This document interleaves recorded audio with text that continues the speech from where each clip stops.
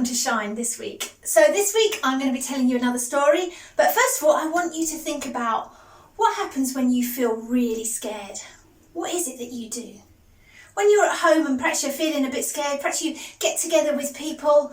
I know when we're sometimes sitting at home, we want to make sure everywhere feels safe, so we lock up at night, we close the curtains just so we feel safe. Well, this story was about the disciples who felt really, really scared. Jesus had died and they were very sad and they felt totally alone and they were scared that something bad was going to happen to them. They were frightened. So they got together in their house and they locked the door and they sat together, but they were so scared. They felt such alone.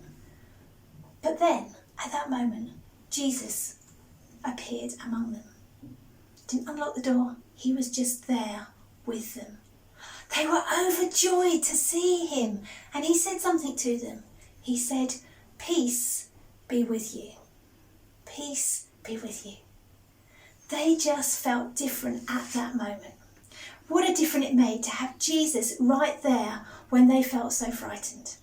They could just go to him and not feel frightened anymore. So I just want you to think about that this morning. As we've talked about lots of different things over the last few weeks, I just want you to think, is there something you're frightened of today? Is there a fear that you've got? Perhaps you've not told anybody else in your house. You've just locked away inside you and not shared. You know, Jesus wants to unlock that fear. He wants you not to be scared. You are not alone, and he wants you to unlock that fear and take it away from you. That's a really lovely thing.